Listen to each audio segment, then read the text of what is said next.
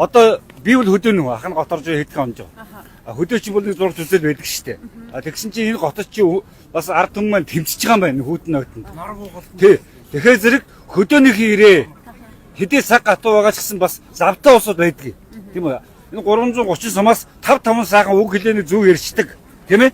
Тийм усуд ирээд иж шоолтойгоо энэ хотынхондоо тэр болчихгүй шиг орж ирээд аригтаад байдгүй шиг тийм усуд ирж энд шөнийн талын даа. Энэ талбайг ерөөсөө зүгээр эзэнгүй орхиж болохгүй. Өдөр нь хотын ард түмэн жагсаг хүүт оргоор хөдөөнийх нь дулаан хувцсан өмсөд ингээд энийг эзэнгүй хайж болохгүйгээр байна. Тэгэхээр би ир гэж ийм малчтаа уриалмаар байна. Уриалж чинь ерөөсөө ир. Жалганд битээ гэвтээд ингэ бай. Тий. Тийм л юм хэлмээр энэ их юм байна аа мэдээд энэ үнэхээр дэнтэлсэн байна. Энэ үр хөвгдийн маний үр хөвгдийн ирээдүйд маний бит хөгчөө усууд яг амиан болгоод ингэ явна. Энэ алс ирээдүйд чинь хэцүү байна.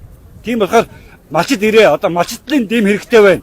Зайлшгүй хэрэгтэй байна. Сайхан дулаан говцсон өмсөд иж шолтойгоо ирээд нэг ахтуудад тэр болохгүй шиг аригтаад байхгүй шиг энд ирээд ингээд шөнийн талын даяа. Энэ талбайг эзэнгүй орхимооргүй байна гэж за ийм л байна. Тэр малчд нь ир үр хөвгдийн төлөө. Тий. За баярлалаа.